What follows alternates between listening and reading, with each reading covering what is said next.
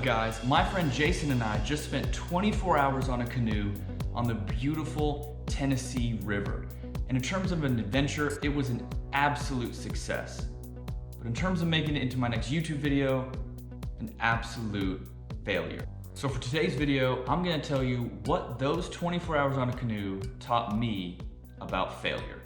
And stick around for the end of the video to see what the story is about this dog that we found on a raft.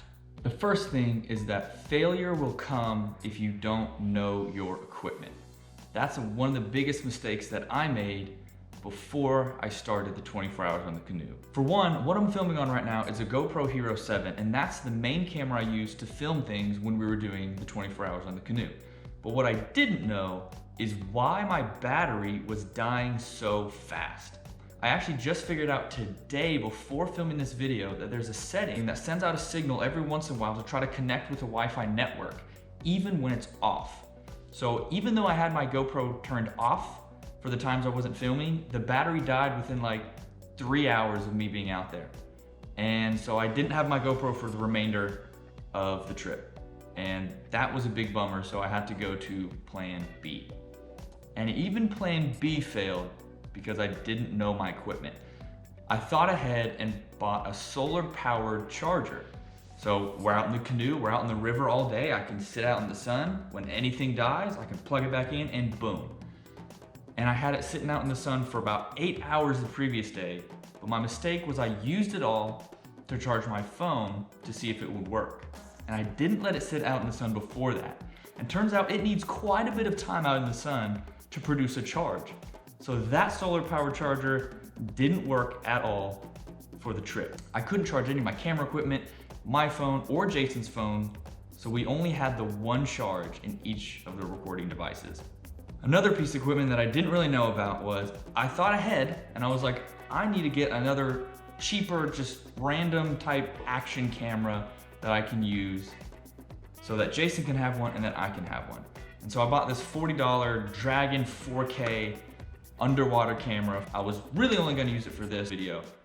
And what I didn't realize is that it was mainly used for underwater filming. So the waterproof case that it's in cuts out almost all the audio, and I only figured that out when I went to edit the video and realized that all of the recordings that I made with that camera were basically useless in terms of audio. You can't even hear anything.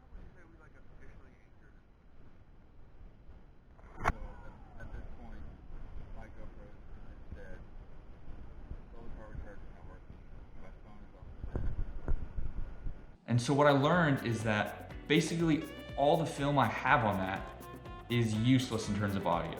It's very bad, it's very low, terrible quality. So basically all that film was trash.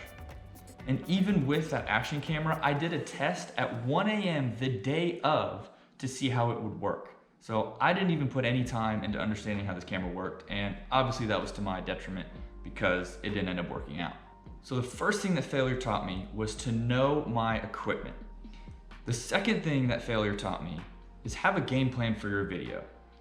So basically immediately as I got onto the water, I realized I don't even know what to film. I never even thought about what am I gonna film when Jason and I are on the river. I just assumed we would film whatever we do and it would end up being this awesome adventure. And I quickly realized that basically all we were doing is just rowing and rowing and rowing and sleeping and rowing. And so what I should have done is came up with a game plan for the video. Maybe come up with some challenges we could have done on the water, some things we could have accomplished, be on the lookout for some special things that could have happened that I needed, that would have been awesome to film.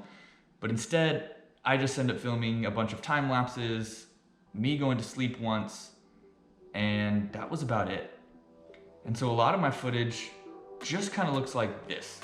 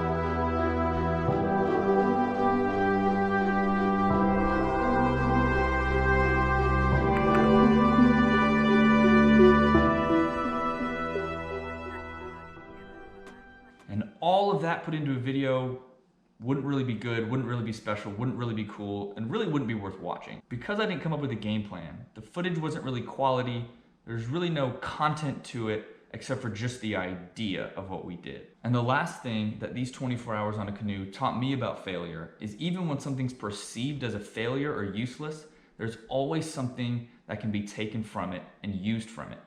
For instance, there was this book I read often growing up as a kid that's called Something from Nothing. It was this kid had this blanket, it was really special to him, but as he grew up, the blanket got really old and torn and frazzled, and his mom said to throw it away. But it was special to him, so he said, Grandpa can turn something into this. And the whole story is this grandfather taking this blanket and turning it into a vest, and then a tie, and then a handkerchief, and then a button. And even though it was perceived as an old blanket, it was always turned into something. Even when it got smaller and smaller and smaller and there was less and less material to use, that grandfather was always able to make something from what was perceived as nothing. And hence, this video. So obviously I was very upset when my solar power charger wasn't working, when I knew I didn't really have an idea about what I could film to make this a cool video, and obviously when I went to edit the video and realized that the audio even wasn't there for the one camera that survived the longest. But I was like, what can I use this footage for, and how can I turn this into a video? And so this is what failure taught me. Even when I have a bunch of bad footage, a lack of footage because my cameras weren't working, I can always turn what was perceived as nothing into something. But even though the majority of the trip at the time to me felt like it was a failure, there was two things that stood out to me the most. Second was the dog, which I'll get to. But first, Jason and I learned that you can actually get food from a restaurant delivered to your canoe. It was actually one of the highlights of our adventure. We went to this restaurant called Calhoun's on the River. We rode about 4 miles to get there. And we pulled up the website and we ordered delivery. And in the section of what is your car and what color is it, so they can bring it out to the parking lot, I just typed in 2 green canoes that are on the dock. And we got a text message later saying, hey, your food is ready. What car do we bring it out to? And I just replied, the 2 green canoes on the dock. And the reason why is because we couldn't leave our canoes, because that was kind of the goal of the video, was don't leave your canoe. And so 5 minutes later, this lady came with a bag of food, walked all the way to the parking lot, down the stairs, across the dock, to the very end of the dock, and dropped our food off while we were still in our canoes. And it was one of the coolest things that we did, was getting delivery to our canoes. One, we were very hungry, so we were very grateful for the food.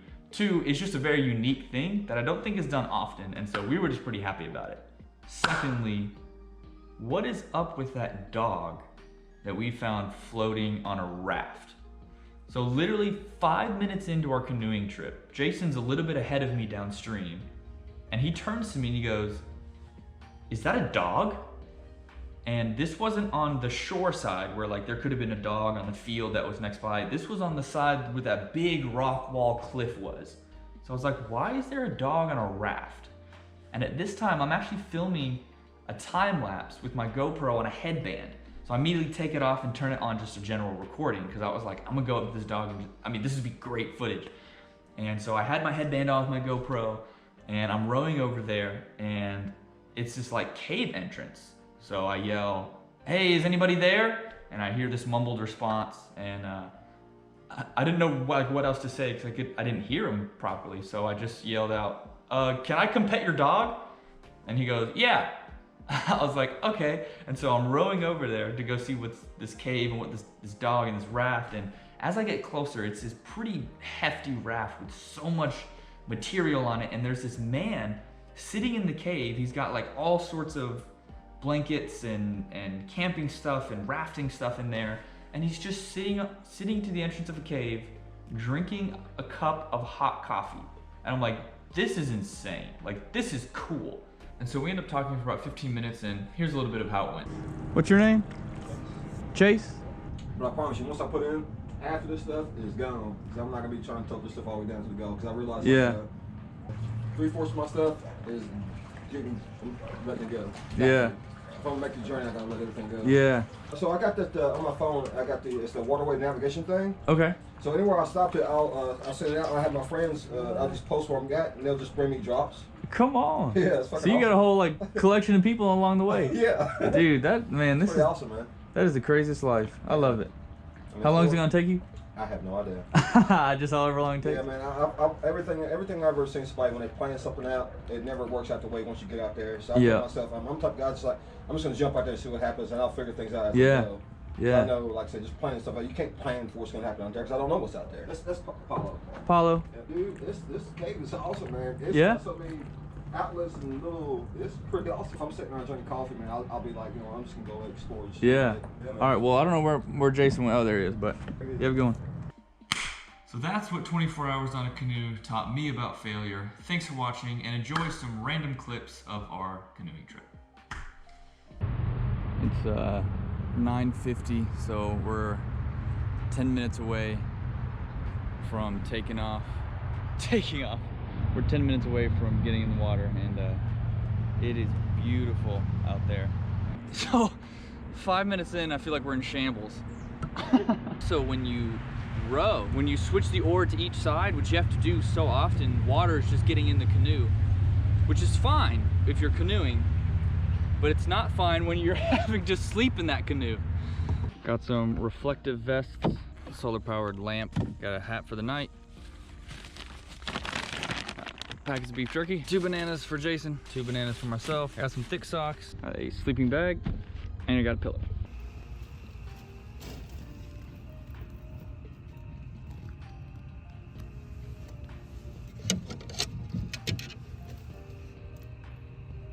Oh, I lost it. Still in your boat? Oh, it's still in here, yeah.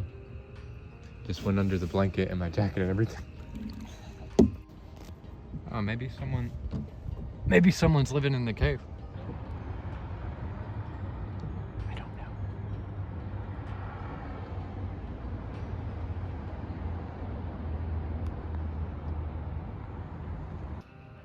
It looks like we had, I think they're called cranes, walk up on where we were sleeping last night. I wondered if I'd get an animal or something, because I still have like a slice of pizza in my boat. I wonder if an animal would come, like some fish would start jumping in. Yeah, that was a concern. I heard birds above us when the sun first started coming out too, so I didn't know what was gonna happen. And that's a wrap. We're all packed up. 24 hours on the river. Thanks for watching.